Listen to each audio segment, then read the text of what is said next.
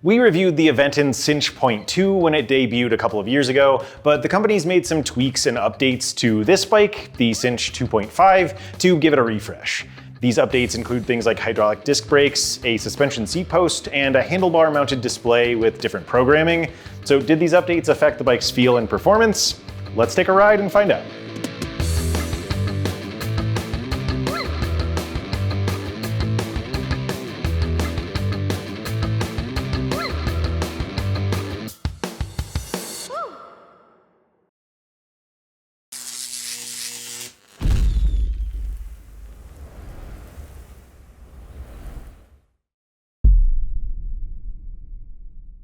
Welcome to Electric Bike Report, where we're known for our standardized performance tests and detailed reviews. My name's John. Our goal here is to help you find the best e-bike for your needs and budget. So please do us a favor and make sure you're subscribed to the channel. And then if this or any of our reviews helps you seal the deal with a bike, please help to support our work by using the affiliate link in the video description when you make a purchase. Business aside, thanks for joining me today. Let's surf on into the Sinch. To start things off with some highlights, this bike feels responsive, powerful, and very easy to pedal. It's decked out with a 500-watt rear hub motor that Aventon paired with a torque sensor, so it can give you more power when you pedal harder or less power if you pedal softer, and it adapts almost instantaneously when you change how much force you apply. Another thing I really liked about this bike was its upgraded suspension, which keeps the ride feeling really smooth. It has both a suspension fork and a suspension seat post with 50 millimeters of travel, so it's well suited to riding on paved surfaces, and it can also handle some light off-roading, all while making sure you stay comfortable. Finally, I was impressed by how sturdy and stable this bike felt, both of which are results of its fairly beefy frame and its 20 by 4 inch fat tires.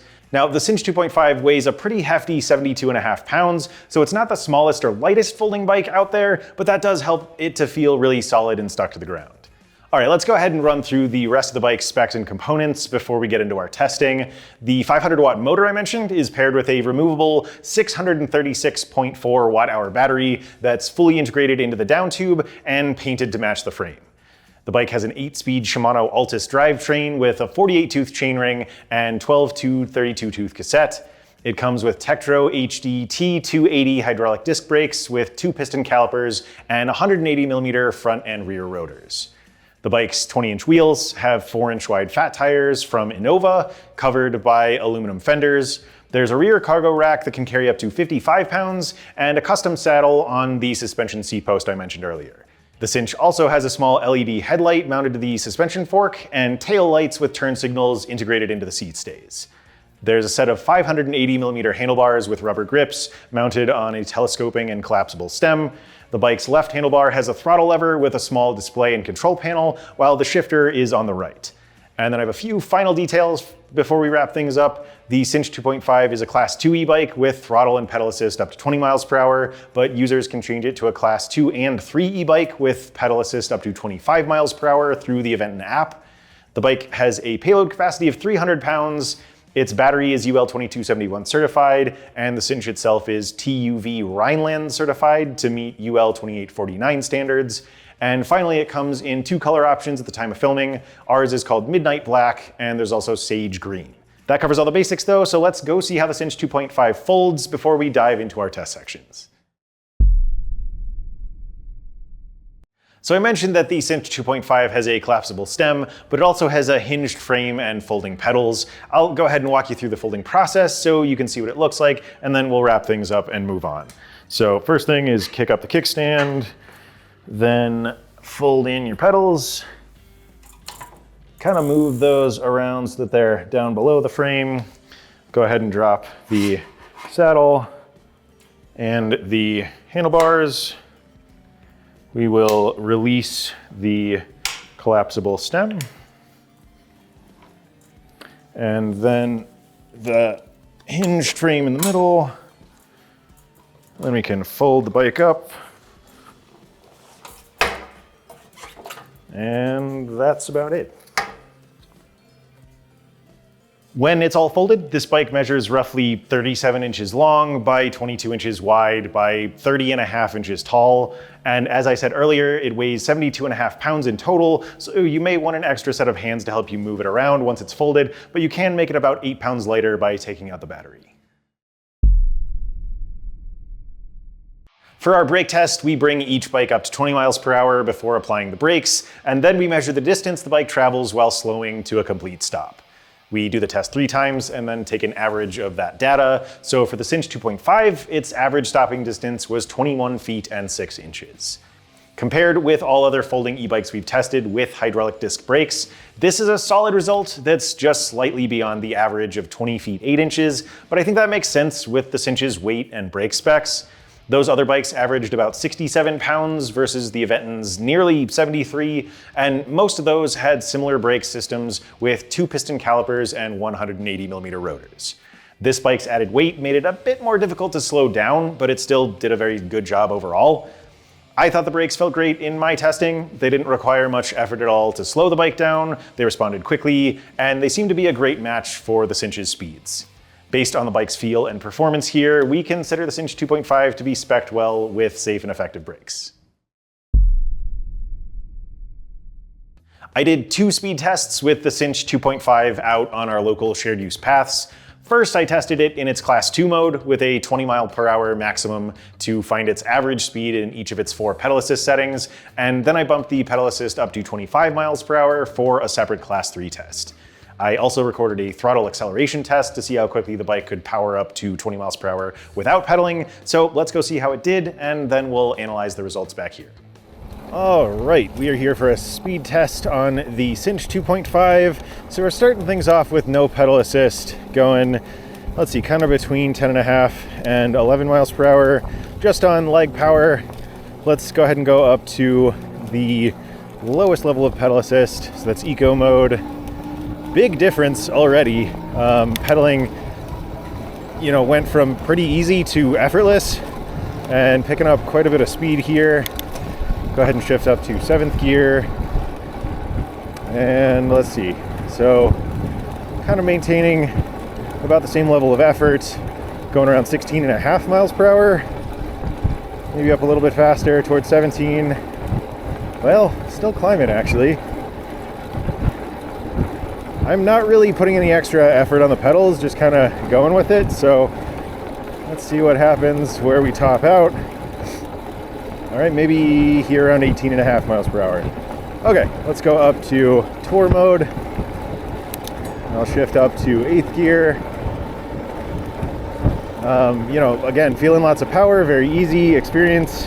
We're up to 20 miles per hour, which is the top speed of the bike in Class 2 mode here, which is as it ships. We're exceeding that just a hair with my own pedaling added. Again, very easy. So we're going to go up through the other pedal assist levels, but I don't expect anything to change. Again, being right at 20, so sport mode, same thing, yep. And then turbo mode, yep, same thing. Okay, well, that's our Class 2 test. We'll turn around and do the same thing in Class 3 mode. All right, we are back for a Class 3 speed test here. So the max speed is 25 miles per hour now as set through the app. Starting things off kind of right in that same zone, 18.5 miles per hour in eco mode. Let's go up to tour mode, see what happens. I'm gonna go ahead and shift up to 8th gear here. All right, so we are over 20, we're up to around 22 miles per hour. Let's go up to sport mode.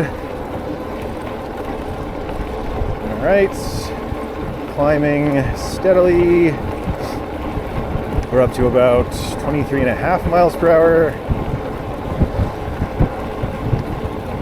All right, and then let's go up to turbo, finish things off.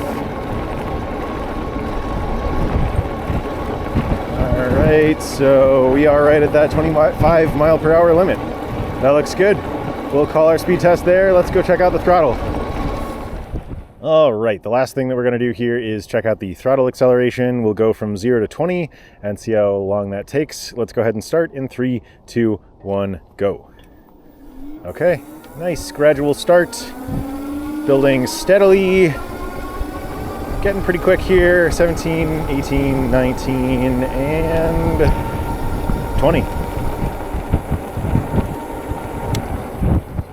Let's quickly recap the pedal test results. I started things off with no pedal assist, going 10.7 miles per hour on average, and then in the Class 2 test, my speeds were 18.6 miles per hour in Eco mode, and then 20.2 miles per hour in Tour, Sport, and Turbo modes. In the Class 3 test, there was a bit more variation with the same 18.6 mile per hour in Eco result, and then I hit 22.1 in Tour, 23.6 in Sport, and 25.2 miles per hour in Turbo mode. Now, if we graph that data, we can see that the bike delivers a lot of power even in that lowest level of pedal assist, so much that the 3 higher levels all reached the 20 mile per hour ceiling in the Class 2 test. The Class 3 data starts off with the same initial dose of power and then progresses up to the 25 mile per hour maximum with small but fairly even increments in speed. Now, it's worth pointing out that the Sinch's pedal assist settings are not limited in speed except at the Class 2 or 3 cap, so it's possible to reach them even in Eco mode with enough effort applied to the pedals. I kept a fairly casual level of effort throughout this test though, so I think the data backs up what I said in the overview section about how easy this bike is to ride and pedal. I didn't notice much of a difference in feel between Tour, Sport, and Turbo modes, so I encourage Aventon to adjust the bike's programming in the future so there's more differentiation between all 4 assist levels instead of essentially having 1 low power mode and 3 high power settings. This should be possible with an over-the-air update once the bike is paired with the Aventon app, so we don't consider this a deal breaker. Just keep in mind that we're reporting our experience based on the bike's programming at the time of filming, so it's entirely possible that if you're watching this review in the future, the bike might behave differently than ours did. So overall, this test showed that the Sinch might benefit from some programming changes, but I do have to say that I really liked how responsive it felt. This bike's torque sensor is very sensitive, so it'll quickly give you more power if you push harder, and it'll back off just as fast. Because of that, I found that it took a bit of practice to keep the ride smooth by applying steady pressure and keeping a consistent cadence, but after a few rides, it felt like second nature. And then to wrap things up with the throttle acceleration test, the motor felt strong and steady without being too punchy, so I think most riders will find it controlled and approachable. We do 2 separate range tests with each bike to find a real-world minimum and maximum distance it can travel on a single charge. For the Sinch 2.5, we tested its minimum range by riding it in turbo mode on paved shared-use paths until the battery ran out of charge, and then we got its maximum range by doing the same thing in Eco mode. With its 636 watt-hour battery, this bike gave us 34.9 and 55.6 miles, both of which are a bit better than average when looking at other folding e-bikes we've tested with 500 and 750 watt rear hub motors. Those other bikes averaged 28.6 miles in their high power test, making the Sinch 2.5's result better by about 6 miles. They gave us 51.3 miles in their low power test, so the Sinch went about 4 miles further. This bike's battery capacity is relatively average in comparison to its competitors, so these results make sense. Most of the other folding bikes we've reviewed had cadence sensors, which tend to be a bit less efficient than those like the Sinch with torque sensors, but as we saw in the speed test section, even this bike's lowest assist level kicks out quite a bit of power, so I think its programming more or less balanced out any advantage it might have had here.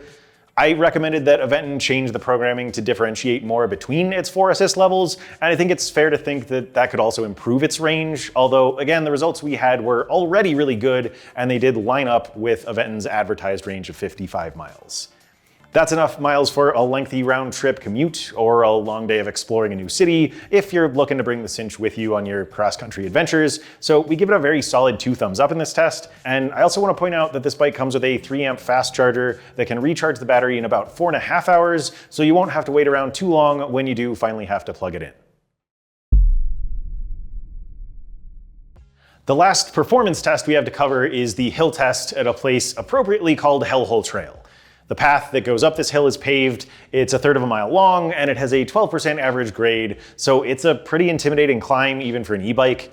I'll pass you over to our test rider, Justin, for this one. He can give you his thoughts along the way, and then I'll see you back here shortly to talk about the results. All right, we are out on Hellhole doing the throttle test with the Aventon Sinch 2.5, so not a full upgrade between the 2 and the 3, but 2.5. Does have Aventon's new screen and display though, so I'm curious to see how it does. So far, feeling pretty decent. 11.2, 10.4 miles per hour, 9.6. Kind of holding steady right at 9.6 here while I'm in turbo. 9.3. See where it bottoms out. right about 9 miles per hour, right there. The motor, I'd say, is about average, kind of what I would expect. Got a little rubbing on, I think, the fender up front, just a teeny bit, not affecting speed, but I can hear that too, so I'll get that fixed. I'll let you listen through this steep section and after.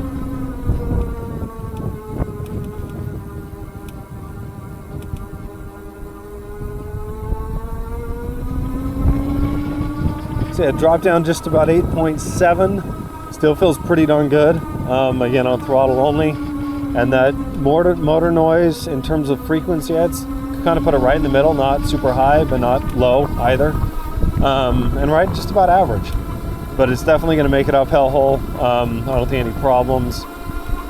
I haven't had any problems at all with it so far. I've been pretty peppy. So we'll turn around and do the pedal test and see how it does. All right, back out now on the Sinch 2.5 doing the pedal test. Starting in 8th gear, gonna shift down to 6th here as we hit this first steep section. Doing about 14.3 miles per hour, 14.0, 13.7. Do the turn, 2.4 miles, 2.1, 11.8. Kind of bottoms out right about 11.8, maybe 11.5, 11.6.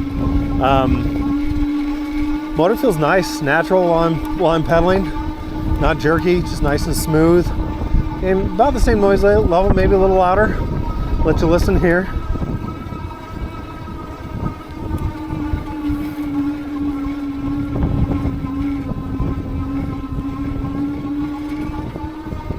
So bottomed about 11.6 on that last section, and yeah, overall it feels pretty nice in general. As I'm climbing this steep hill. As far as my output, I'm not putting in a ton of effort. I'm letting the bike do a lot of it, but it still does feel natural. I can push harder if I wanted to. I'd probably go a little faster when I'm trying to just, again, kind of be a little more chill. But overall, I think they're pretty good results, so let's go check them. Justin was spot on when he said that the Sinch 2.5 felt pretty average. He finished the throttle test in 1 minute and 30 seconds with an average speed of 12.1 miles per hour, and then his pedal test came in a little bit faster at 1 minute and 22 seconds with a speed of 13.2 miles per hour. Other folding e-bikes we reviewed with 500 and 750 watt rear hub motors averaged 1 minute and 31 seconds in the throttle test, so the Sinch was indeed right in line there, and the pedal test had the same end result with a category average of 1 minute and 21 seconds. The Sinch 2.5's 500 watt motor peaks at 750 watts with 60 newton meters of torque, both of which are a bit below average when looking at our pool of similar bikes. Plus, it's a bit heavier than average, so its results are actually better than we expected based on those factors. Clearly, this bike won't have any trouble with steep hills, so you can feel free to bring it with you just about anywhere on your travels. Outside of our formal test, I took the Sinch 2.5 to our secondary location called Pilot Hill. I wanted to do some separate evaluations of the bike's power levels, since 3 of its 4 pedal assist settings felt pretty much the same, and also gave us identical results in our Class 2 speed test. I finished my turbo mode test there in 1 minute and 16 seconds, and both my tour and sport mode tests in 1 minute and 19 seconds. With only a couple of seconds between those results, which is definitely within the margin of error, I think it's safe to say that the data backs up my sense that there isn't much, if any, measurable difference in power between those settings. Regardless, this bike proved that it can definitely climb hills effectively, whether you want to pedal or let the motor do all the work, so it gets 2 thumbs up based on its performance in this test. Now, I've mentioned how stable and solid the Sinch 2.5 feels to ride, but there are quite a few other things that play into ride quality, including sizing, handling, motor engagement, the user interface, and more. Let's take the bike back out to talk about some of these basics, and then we'll dive in a bit deeper once we get back here. All right, let's talk about ride quality here on the Sinch 2.5. Of course, this is a folding e-bike with a pretty upright riding position, although you do get some adjustability in that with the seat post and the stem. So the seat post gives you about 6 inches of adjustment in your saddle height. The telescoping stem gives you about 5 inches of adjustment in your handlebar height. So the bike is recommended for riders from 4'11" up to 6'2". I'm 5'11", so I'll kind of share a little bit about what I'm feeling. Again, pretty upright with my torso. My arms are outstretched, but not too cramped, not too stretched out, kind of right in that happy middle ground that that I personally like. And of course, with the ability to change handlebar height, that allowed me to set those at a comfortable level. Let's see, with the seat post there, I'm not quite getting the leg extension that I would prefer. I do have a pretty good bend at the knee, so that is something to keep in mind if you are on the higher end of the recommended height range, that you will probably experience the same. But I do have to say that the motor and torque sensor do a pretty good job of making up for that. So the 500 watt motor is powerful enough and the torque sensor is sensitive enough that you don't really, or at least I personally don't feel any strain when pedaling. There's definitely plenty of power there, and it is very quick to respond to even small changes in pressure on the pedals. And then the last thing to talk about is the suspension. So we've got a suspension fork and a suspension seat post on this bike, both of which have 50 millimeters of travel to help smooth things out. So with both of those, the ride feels great. It's very comfortable. A lot of times these suspension seat posts get kind of springy or bouncy, and this one is not that way. It's a little bit softer in its compression, so it doesn't make you feel like you're going to get launched off the bike if you hit a bump, which is good. And then the tires, we'll talk about those as well. Of course, those are 20x4 fat tires made by Innova. The tread is definitely more appropriate for paved surfaces, but I took this thing on some gravel earlier and it honestly did pretty good. So with the tire size itself, you get nice stability with the 4-inch width, again, good traction, and then good maneuverability with the 20-inch wheel size overall. So we'll go ahead and wrap things up there. Let's bounce back to the studio, and I'll see you back here shortly to talk a little bit more about the Aventon app. So overall, I think the Sinch's ride quality is really good. This bike has a lot going for it with its stability and suspension and overall sturdiness. I do want to touch back on the sizing and leg extension that I covered briefly in the video clip though. Again, Aventon recommends this bike for riders up to 6'2", but at 5'11", I would have liked at least an extra couple of inches in saddle height to get full leg extension. Yes, the motor and torque sensor helped to offset the Sinch's relatively short seat post, but I still found my knees a bit sore after being out on the bike for about an hour. The current seat post is about 10 inches or 250 millimeters long, but the seat tube itself has an extra 4 inches or 100 millimeters of room for a longer seat post. So as long as the engineering checks out, we'd like to see Aventon include a longer suspension seat post in the future. That aside, the bike handled well, and its tires are definitely an upgrade over the smoother tread on the Sinch 2.5. I liked the grips in the saddle, I really dig the new color display, and I think it's always great to see integrated brake lights and turn signals for added safety. One last thing we haven't covered yet is the Aventon app. I recorded one last clip when I was out riding the bike where I walk you through the app, so let's check it out and then we can wrap up this review. All right, let's go ahead and talk a bit about the Aventon app. So when you pull that up, this is the landing or home screen that shows you the bike that you're paired to. There's a little Bluetooth icon that shows you that you are connected, and then there's the name of the bike, which you can change. So you've got your total ride time, your odometer reading, and then you can activate or deactivate the lights. There's some settings that we'll talk about in a minute, but I'll go through the rest of this page and maybe the other pages as well before we get into that. So you have your battery charge level.